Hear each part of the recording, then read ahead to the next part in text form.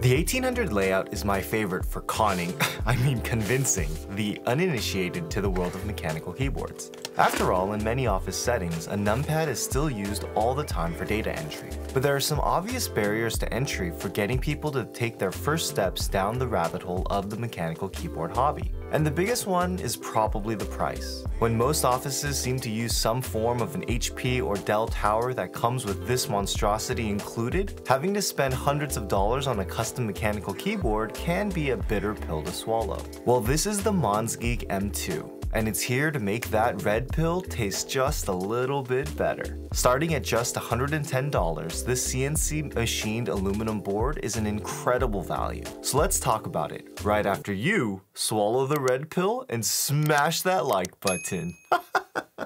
The M2 is the second keyboard in the M series from Monsgeek, which is a sub-brand of Akko. Now, if you haven't heard of Akko, they've been a huge part of the intersection between high-quality and affordable keyboard switches with their CS series, and various entry-level boards that punch way above their price point. Monsgeek took it a step further with their M1, which was an insanely popular 75% board that included a lot of different mods that you normally only see in higher priced or endgame boards. The M2 brings the same heat in the compact 1800 layout, which shrinks the desk footprint by removing the nav cluster above the arrow keys. Today we're looking at the purple colorway, but it also comes in black or silver.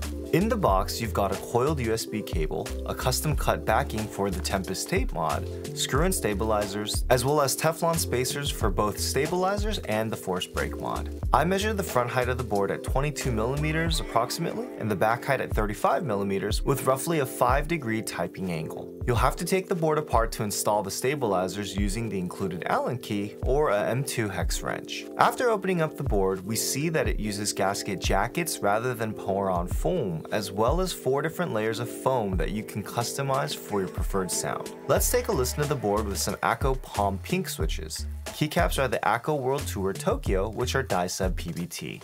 Here we go.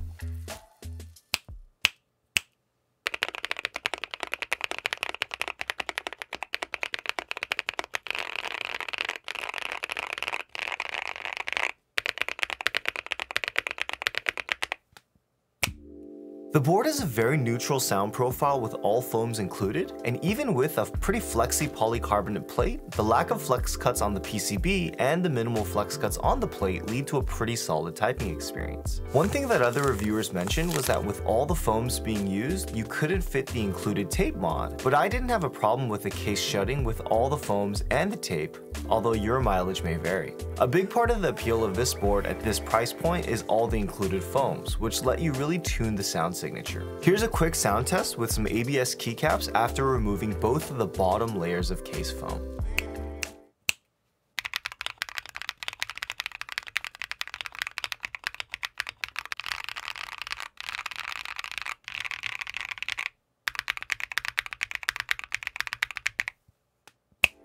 After removing the foam, there was a tiny bit of hollowness, so I went ahead and added the soft bottom layer again just to absorb some of those transients. I also noticed the spacebar was a little dull, so I removed the gasket jacket closest to the spacebar.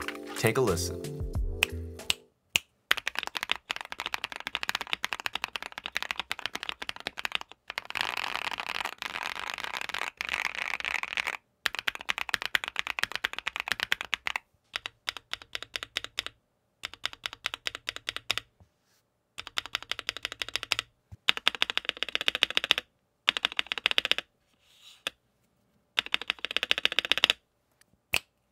I'm really happy with the sound of this board, and there are a lot of different combinations that you can play with for that perfect sound signature. And I think that's the biggest appeal of this board and Monsgeek in general. They're bringing an endgame experience at an accessible price. So let's talk about value.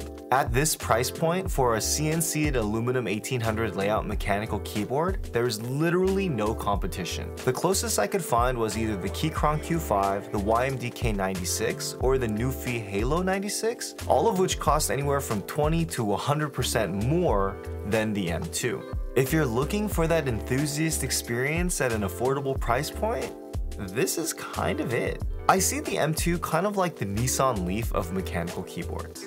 Sure, it doesn't get you all the bells and whistles of a Tesla, but it's designed to give someone who has never owned an EV the cheapest possible, but still high quality entry point into the world of electric vehicles, which, let's face it, is still pretty niche and expensive. That's not to say the fit and finish of the Monsgeek M2 is not great. However, we saw this with the Keychrons as well.